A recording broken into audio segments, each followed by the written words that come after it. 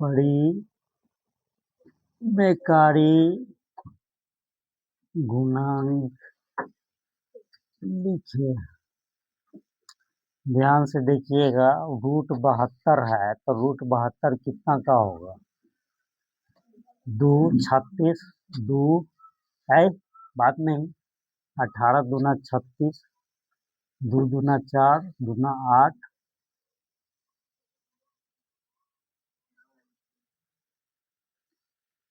इतना ही ना आएगा।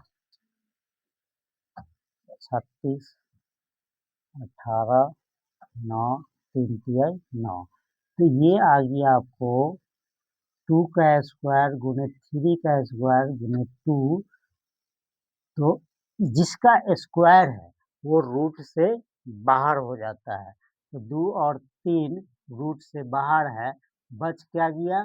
√2। 3 दूना 6 √2, तो परिमेयकारी गुणांक कितना हो जाएगा? 6 आंसर होगा। कितना होगा? 6 आंसर होगा। यानी यहाँ परिमेयकारी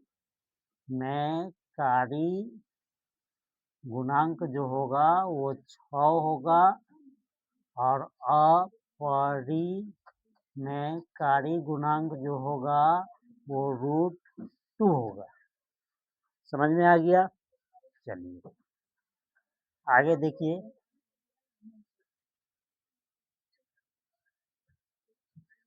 शून्यकों का योग 0 या कुछ भी लिख दो, 1 और गुणनफल 3 है तो बहुपद निकाले। एक क्वेश्चन इस टाइप का देगा, यहाँ पर योग और गुणनफल कुछ भी रह सकता है, ठीक है।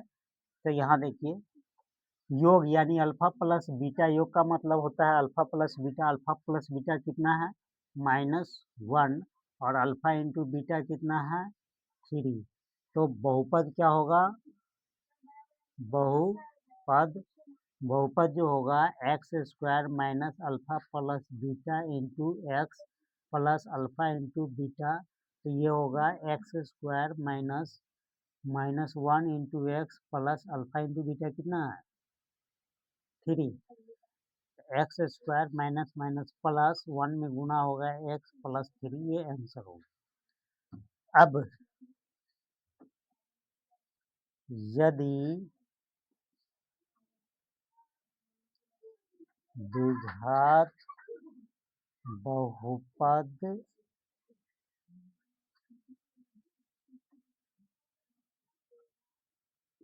ज्ञात करें जिनके शून्यक 2 और -4 है। अब यहाँ शून्यकों का योग दिया है और इसमें शून्यक दे दिया है, इसको कह रहा है द्विघात बहुपद। इसमें भी कह रहा था द्विघात बहुपद ज्ञात करे, शून्यकों का योग इतना है और गुणनफल इतना है, तो द्विघात बहुपद यह हमारा निकल के आया। और इसमें क्या निकलेगा? द्विघात बहुपद के शून्यक दे दिया है, यानी अल्फा बराबर 2 दिया है और बीटा बराबर -4 दिया है। तो आप अल्फा प्लस बीटा निकालोगे, इसमें अल्फा प्लस बीटा 2 प्लस -4, तो ये हो जाएगा 2 - 4 इक्वल टू 2 -2, और अल्फा इंटू बीटा आपका हो जाएगा 2 गुने -4, 4 दूना 8,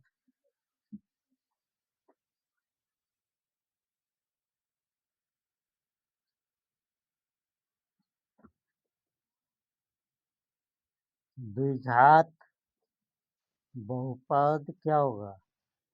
x² minus alpha plus beta into x plus alpha into beta, तो हो जाएगा x² -2 into x plus -8, x² plus 2x -8, ये आंसर है। तो ये दोनों क्वेश्चन दो तरह से बनता है, एक तो योग दे देगा तो अल्फा प्लस बीटा का मान दे देगा, एक अल्फा इंटू बीटा का मान दे देगा और कहेगा द्विघात बहुपद निकाले। और एक द्विघात बहुपद के शून्यक दे देगा, यानी अल्फा का मान दे देगा और बीटा का मान दे देगा। तो अल्फा प्लस बीटा और अल्फा इंटू बीटा निकाल के तब द्विघात बहुपद आपको निकालना होगा। क्वेश्चन इस तरह से भी आता है एग्जाम में, x square minus plus 2x minus 8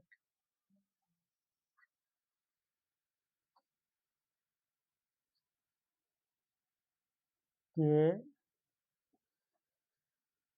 मूलों की प्रकृति बताए। यहाँ कुछ भी रह सकता है, ये जरूरी नहीं जो हम लिख रहे हैं वही द्विघात बहुपद, कोई भी द्विघात बहुपद रहेगा और कहेगा मूलों की प्रकृति बताए। तो यहाँ a बराबर 1, b बराबर हो गया 2 और c बराबर हो गया -8, d बराबर हो गया b square minus 4ac, b कितना है 2 का स्क्वायर माइनस 4 गुने 1 गुने c 8 है, 2 दूना 4 माइनस माइनस कितना होगा प्लस 8 चौका 32, 32 और 4 कितना होगा 36। तो यहाँ प्लस में आ गया, तो हमको बताना है मूल वास्तविक और असमान। ठीक, अब भूलों की प्रकृति निकालने में ऐसा कोई अंक देगा जिसको आप हल करेंगे तो यहाँ ऐसा आएगा जो घटा के 0 आ जाएगा, यहाँ माइनस आ जाए दोनों सब बराबर हो जाए तो 0 आ जाए।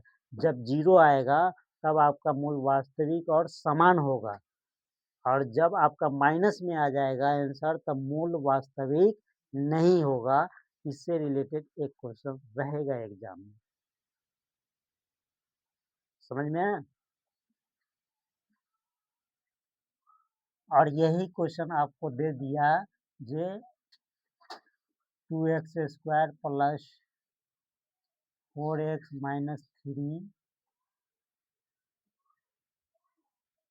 के विवेचक निकाले, विवेचक निकाले तो कितना होगा a बराबर 2, b बराबर -4 और c बराबर 3। तो d बराबर b square minus 4ac, b कितना -4 का स्क्वायर माइनस 2 गुने 4ac है ना 4ac, 4 चौका 16 माइनस 4 की 12 दूना 24, आंसर कितना हो जाएगा 8 माइनस 8, ये हमारा आंसर होगा। तो प्रकृति मूलों की प्रकृति निकालने के लिए अलग क्वेश्चन, विवेचक निकालने के लिए अलग क्वेश्चन, और दोनों बनाने का प्रोसेस सेम है। ठीक है, अब माइनस में आंसर आ गया, प्रकृति पूछता तो क्या होता है आंसर, मूल वास्तविक नहीं होगा। अगर यहाँ माइनस में आ जाता तब लिखते हम मूल वास्तविक नहीं होगा। अगर 0 आ जाता तो कोई मूल वास्तविक और समान होगा।